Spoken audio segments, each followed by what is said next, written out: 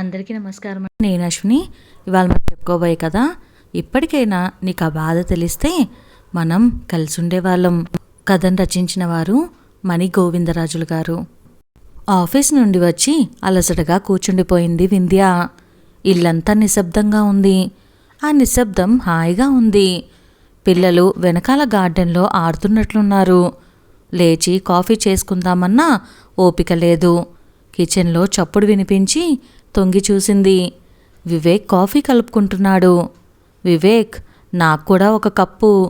లోపలికి వినపడేటట్లుగా కేకేసింది. జవాబు లేదు. మనసు ఉసూర్మని నిట్టూర్చింది.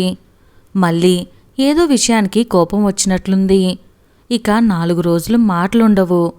అడిగిన దానికి జవాబు ఉండదు. పిల్లలను పట్టించుకోడు. ఒక్కసారిగా కళ్ళ ముందు తర్వాతి 4 రోజులు సినిమా కనపడేసరికి నీరసం రెట్టింపైంది. అసలు అతనికి కోపానికి కారణమేమిటా అని ఆలోచించింది కాసేపు. లీనాకి ప్రమోషన్ వచ్చిన సందర్భంగా లీనా భర్త యాడమ్ నిన్న చిన్న పార్టీ ఇచ్చాడు. తనకు ఎక్కడికి వెళ్ళినా శారీ కట్టుకోవటం ఇష్టం. పైగా లీనా ప్రత్యేకంగా చెప్పింది శారీలో రమ్మని. అందుకే ఏది కడదామా అని చాలా ఆలోచించి లేత గులాబీ చీర మీద చిన్న ప్రింట్ జార్జెట్ శారీ కట్టుకొని ఎంబ్రాయిడరీ చేసిన బ్లౌజ్ వేసుకొని జుట్టుని వదిలేసింది. అద్దంలో తనకు తానే ముద్దొచ్చింది. తన రంగులో కలిసిపోయిందా లేత గులాబీ రంగు. నిజానికి తనకు ఏ డ్రెస్ అయినా, చీర అయినా, లెహంగా అయినా అన్నీ బాగా నప్పుతాయి.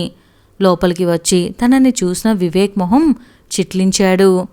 మనం వెళ్ళేది అమెరికన్స్ ఇంటికి. జీన్స్ కానీ ఫ్రాక్ కానీ వేసుకుంటే బాగుంటుంది. అప్పలమ్మలా ఈ చీరేంటి విసుక్కున్నాడు వివేక్. ఒక్కసారిగా మనసు కుంచుకుపోయింది. మరుక్షణం తేరుకొని, హే వివేక్, ఇప్పుడు నాకు ఇదంతా మార్చే ఓపిక లేదు. చలో చలో నవ్వుతూ కొట్టేసి లేవబోయింది. లేవబోతున్న వింధ్యను ఆపేసి, మార్చుకో అంటుంటే వినిపించుకోవేం? నా మాట అంటే నీకు లెక్కలేదు కోపంగా అన్నాడు వివేక్. ఇంతలో మామ్ వీఆర్ రెడీ అంటూ పట్టులంగా వేసుకొని హరిని, కుర్తా పైజమా వేసుకొని హర్ష పరిగెత్తుకుంటూ వచ్చారు. వాళ్ళని చూసేసరికి కోపం నశాలని కంటింది వివేక్కి. నువ్వే కాకుండా అందర్నీ అలానే అప్పలమ్మల్లా తయారు చేశావా? గట్టిగా అరిచాడు. అప్పుడు అతని మొహం చూస్తే భయానికి బదులు అసహ్యం వేసింది. నాన్న, మాకు ఈ డ్రెస్లే ఇష్టం. పైగా గారి అండ్ కార్లీలకు కూడా ఇవే తీసుకున్నాము. తల్లిని భయంగా హత్తుకుంటూ చెప్పాడు హర్ష.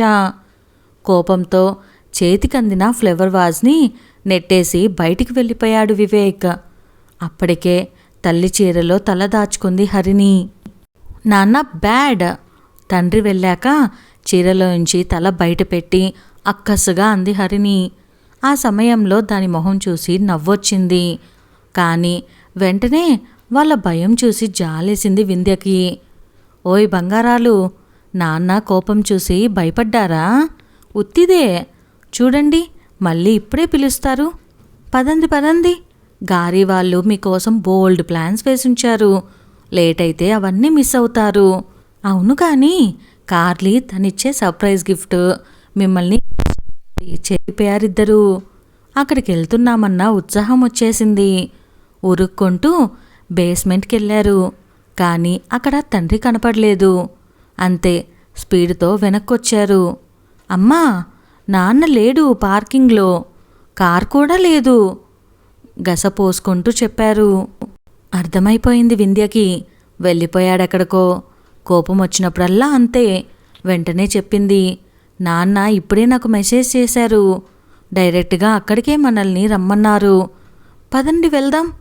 ఈ లోపల గెస్ చేస్తూ ఉండండి, నేను క్యాబ్ బుక్ చేస్తాను చెప్పి ఊబర్ బుక్ చేసి తాళాలు అవి చూసుకొని వచ్చే లోపల క్యాబ్ గుమ్మం దగ్గర ఉంది. అక్కడికి వెళ్ళేసరికి వివేక్ అందరితో చలాకీగా నవ్వుతూ తుల్లుతూ మాట్లాడుతున్నాడు. ఒళ్ళు మండిపోయింది వింధ్యకి. తమాయించుకొని నవ్వుతూ ఎదురొచ్చిన లీనాతో లోపలికి వెళ్ళిపోయింది. చాలా బాగా అరేంజ్ చేసింది లీనా పార్టీని. లీనా హస్బెండ్ యాడమ్ చాలా హుందాగా ఉంటాడు. అందర్నీ చక్కగా కలుపుకుని మాట్లాడతాడు. ముఖ్యంగా భార్య లీనాకి అతనిచ్చే గౌరవం చూస్తుంటే పెళ్ళికి బంధానికి విలువ ఇస్తాం అని చెప్పుకునే భారతీయ దంపతులు కూడా సిగ్గుపడాలి. ఆ మాట అంటే వాడు ఆడంగి వెధవ అంటాడు వివేక్. గారి కార్లీలు చాలా పొంగిపోయారు వాళ్ళ డ్రెస్సులు చూసి. వెంటనే వెళ్ళి వేసుకొచ్చారు.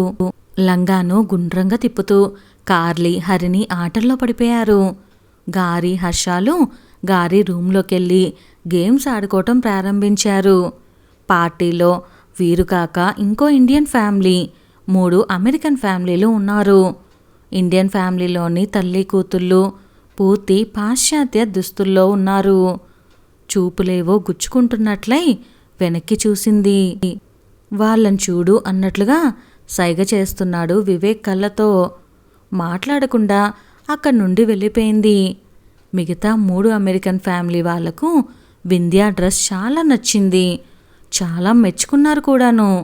అది వివేక్ని ఇంకా ఇరిటేట్ చేసింది. కార్లీ అందరికీ మంచి గిఫ్ట్స్ ప్రజెంట్ చేసింది. ఇంటికి వస్తుంటే కారులోనే నిద్రపోయారిద్దరూ. మర్నాడు పక్క విలేజ్కి క్యాంప్ ఉండటంతో పిల్లల్ని స్కూల్లో డ్రాప్ చేయమని మెసేజ్ పెట్టేసి వాళ్ళంతా లేవకముందే వెళ్ళిపోయింది వింధ్య. లేట్ అవుతుందనిపించి పికప్ కూడా చేసుకోమని మెసేజ్ చేసి ఇంటికొచ్చేసరికి 6 అయింది. చాలా అలసటగా ఉంది. ఎవరన్నా కాఫీ కలిపిస్తే బాగుండు అన్నట్లుగా ఉంది ప్రాణం. కాఫీ కాదు కదా, ఇక మాటలు కూడా ఉండవు. రేపటి నుంచి పిల్లల డ్రాపింగ్ పికప్ కూడా తానే చేసుకోవాలి. 4 రోజులయ్యాక ఆ కోపం చల్లారితే మాట్లాడినా తను సారీ చెబితే కానీ శాంతించడు. కాసేపు అలానే కళ్ళు మూసుకొని కూర్చుంది. కానీ పిల్లల ఆకలి తీర్చే బాధ్యత గుర్తొచ్చి లేచింది. అప్పటికే శీతాకాలం, చీకటితో అర్ధరాత్రి అయినట్లుగా ఉంది. కుక్కర్ పెట్టేసి గబగబా ఆలు వేయించింది. అప్పటికే పిల్లలు తూగుతున్నారు. ఎలాగో బ్రతిమలాడి వాళ్లకు తినిపించింది. ఆఖరు ముద్ద పూర్తవుతూనే నిద్రలోకి జారుకున్నారు. మూతి తుడిచి దిష్టి తీసి ఇద్దరి నుదుటి మీద ముద్దు పెట్టుకుంది. లేచి చేయి కడుక్కొని వచ్చి వాళ్లను సరిగ్గా పడుకోబెట్టి బ్లాంకెట్ కప్పింది. వంటింట్లోకి వెళ్ళి డైనింగ్ టేబుల్ సర్ది తాను పెట్టుకొని తినేసి మిగతావన్నీ మూతలు పెట్టేసి గదిలోకి వెళ్ళిపోయింది. అంతసేపు కూడా వివేక్ టీవీ చూస్తూ కూర్చున్నాడే కానీ పిల్లలు ఏడుస్తుంటే వాళ్ళని ఓదార్చలేదు సరికదా. హరిని దగ్గరికెళ్తే నెట్టేశాడు. మమ్మీ దగ్గరికెళ్ళు అంటూ దాని దగ్గరకు తీసుకుంటూ వంట చేయాల్సొచ్చింది. పడుకున్నదే కానీ నిద్ర పట్టలేదు వింధ్యకు. కళ్ళల్లో నుండి కారుతున్న కన్నీళ్లకు దిండు తడుస్తుంది. మనసు వేదనతో భారంగా అయింది. తనకే ఎందుకిలా? నిజానికి ఏ లోటు లేని జీవితం తమది. ముత్యాల్లాంటి పిల్లలు, ఏ బాధ్యతలు లేవు. హాయిగా ఆడుతూ పాడుతూ గడపాల్సిన జీవితం. నిజానికి వివేక్ పూర్తి చెడ్డవాడు కూడా కాదు. కానీ రెండో మనిషి ఉన్నాడు తనలో. మొదటివాడు బయట వాళ్ళకిష్టుడు, రెండోవాడు పూర్తి వ్యతిరేకం. వివేక్ ఆఫీస్ నుండి ఇంటికొచ్చాడంటే భయం. ఏ క్షణానికి ఏ రకమైన మూడ్తో ఉంటాడో తెలీదు. పైనుండి విపరీతమైన కోపంతో అతనంటున్న మాటలకు ఒక రకంగా తాను తన ఆత్మవిశ్వాసాన్ని కోల్పోతుంది. ప్రతి చిన్నదానికి పక్కవాళ్ళతో పోల్చడమే, ప్రతి విషయానికి ఎత్తి చూపడమే. పెళ్ళయ్యి 10 ఏళ్ళయింది. సర్దుకోవడము, చికాకు పడటము, ఇంకా వీలైతే అరుచుకోవడము. ఒక్కరోజైనా ఆనందంగా ఉన్నామా అంటే సందేహమే. కలిసి ఉన్నామంతే. ఇద్దరము వయసులో ఉన్నవారమే కాబట్టి పిల్లలు పుట్టారు. ఏదో అంతవరకే తన బాధ్యత అనుకుంటాడు. వాళ్ళ పెంపకంలో చిన్న సాయం కూడా ఉండదు. పొద్దున్నే అలారం మోతకు మెలకువ వచ్చింది.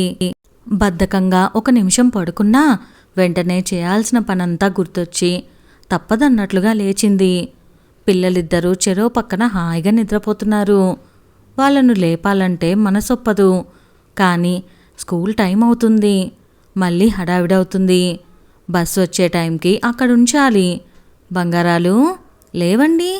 సున్నితంగా ఇద్దరిని దగ్గరికి తీసుకుంటూ మెల్లగా తట్టసాగింది.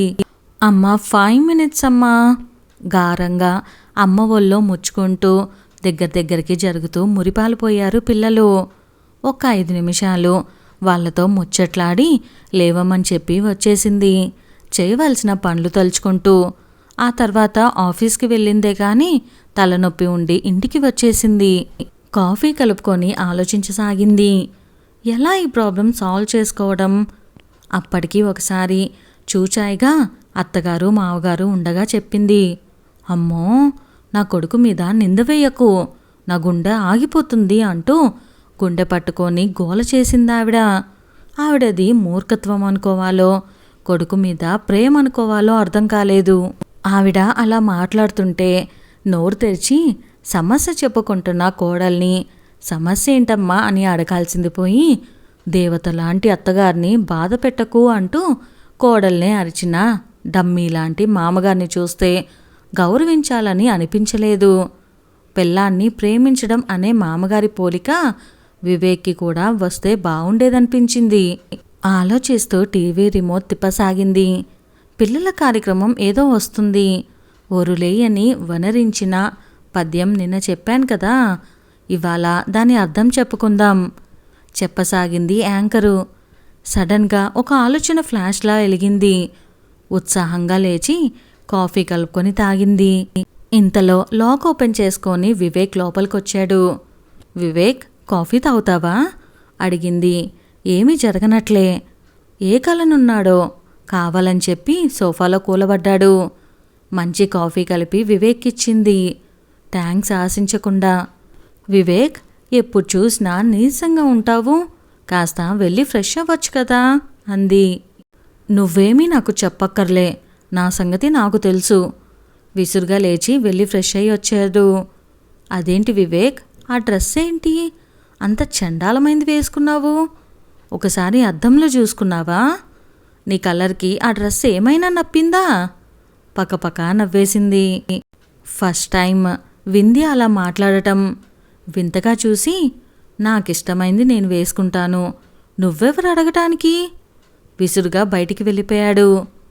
వివేక్, ఆ పక్కింటాయన చూడు, ఎప్పుడు చూసినా నీట్గా ఉంటాడు, నువ్వేంటి ఎప్పుడు జిడ్డుతో ఉంటావు? వివేక్, కీర్తన వాళ్ళ ఆయన ఎప్పుడు వాళ్ళ ఆవిడికి వంటలో సహాయం చేస్తూ ఉంటాడు, నువ్వెందుకు కిచెన్లోకి రావు? వారం రోజులు తగ్గేదేలే అన్నట్లు ఇలాగే వింధ్య ఏదో ఒకటి అనటం వివేక్కి కోపం వచ్చి బయటికి వెళ్ళటం జరుగుతుంది. ఇంతకు ముందైతే వివేక్ వెంటనే నోరేసుకొని అరిచేవాడు. కానీ ఇప్పుడు వింధ్య ముఖంలో కనపడుతున్న ఆత్మస్థైర్యమో మొండి ధైర్యమో వివేక్ని నోరెత్తనీయడం లేదు. వివేక్ అలా బయటికి వెళ్ళినప్పుడు మొదట్లోలాగా ఇప్పుడు వింధ్య భయపడటం లేదు. వచ్చినప్పుడే వస్తాడులే అని ఊరుకుంటుంది. మొండితనం కూడా తెలియని ధైర్యాన్నిస్తుందేమో. ఆ రోజు ఇండియన్ ఫ్రెండ్ ఇంట్లో పార్టీ ఉందని చెప్పాడు. గబగబా పిల్లల్ని రెడీ చేసి తాను వివేక్ ఇష్టమైనట్టుగానే జీన్స్ షర్టు వేసుకొని రెడీ అయింది. చూసి వేరే కామెంట్ ఏమీ చేయకుండా తాను కూడా రెడీ అయ్యాడు వివేక్. వింధ్య మటుకు వివేక్ని చూస్తూనే, వివేక్, ఈ జన్మకు నీకు రెడీ అవ్వటం రాదా? మా ఫ్రెండ్స్ అందరూ నవ్వుతున్నారు, బఫూన్లా రెడీ అవుతున్నావట. ఆల్రెడీ జుట్టంతా ఊడిపోయి మొసలి ఆకారం పడింది, కాస్త డీసెంట్గా రెడీ అవ్వటం ఎప్పుడు నేర్చుకుంటావు? అడుగుతూనే నిశ్చేష్టుడై నించున్న వివేక్ని వదిలేసి పిల్లల్ని తీసుకొని బయటకు వెళ్ళింది. కాసేపటికు కారు బయలుదేరిన శబ్దం వినపడింది. వివేక్ ఉడికిపోయాడు. రాత్రి వాళ్ళు ఇంటికి వచ్చే వరకు కోపంగానే ఉన్నాడు. రాని అంతు తేలుస్తాను, ఏ వందోసారో అనుకున్నాడు. రాగానే పిల్లల్ని పడుకోబెట్టి స్నానం చేసి నైటీ వేసుకొని పక్క మీద వాలబోతున్న వింధ్యను చెయ్యి పట్టి బరబరా బయటికి లాక్కొచ్చి పడేసి బెడ్రూమ్ తలుపు వేశాడు. అర్థమైంది వింధ్యకు సమయం వచ్చిందని. నిన్ను చంపేస్తానేమనుకున్నావో? నన్నేమన్నా అనటానికి నువ్వెవరివి? నీకేం హక్కుంది? ఎంత ధైర్యం అసలు? నువ్వు మాటలు తడుముకుంటున్న వివేక్ని ఆగమని సైగ చేసి చక్కగా బాసపట్లు వేసుకొని కూర్చుంది. వివేక్, కూర్చో. ఇప్పుడు నువ్వు అడిగావే అదే నేను అడుగుతున్నాను. నన్ను అనే హక్కు నీకు మాత్రం ఎక్కడిది? ప్రేమిస్తున్నాను అని నా వెంటపడ్డావు. నన్ను ప్రేమించే వాళ్ళను పెళ్లి చేసుకుంటే వారితో నా జీవితం బాగుంటుందని అందరూ వద్దన్నా, కాకి ముక్కుకు దొండపండులా ఉంటారని అన్నా కూడా నీతోనే నా జీవితం అనుకున్నాను. నువ్వు కాకపోయినా నీ మనసు అందంగా ఉన్నదని భ్రమపడి పెళ్లికి ఒప్పుకున్నాను. ప్రేమిస్తున్నప్పుడు ఎలా తయారైనా అందంగా కనపడ్డ నేను పెళ్లి తర్వాత అలా కనపడటం లేదు. కానీ నేను అప్పుడెలా ఉన్నానో ఇప్పుడు అలానే ఉన్నాను. నువ్వు మాత్రం నీకులాగే నీ మనసును వికారంగా చేసుకున్నావు.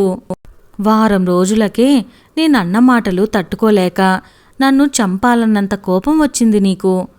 చంపేయటమే కరెక్ట్ అయితే నేను ఎప్పుడో చంపేదాన్ని. ఆ ఆలోచనే రాకుండా 10 ఏళ్లుగా నువ్వు పెడుతున్న మానసిక హింసను తట్టుకుంటున్నానంటే నిన్నుగా నీలోని లోపాలతో సహా ప్రేమిస్తున్నాను కాబట్టి. నీది సుపీరియర్ కాంప్లెక్సో, అందరూ నన్ను మెచ్చుకుంటున్నారన్నా ఇన్ఫీరియర్ కాంప్లెక్సో తెలియటం లేదు.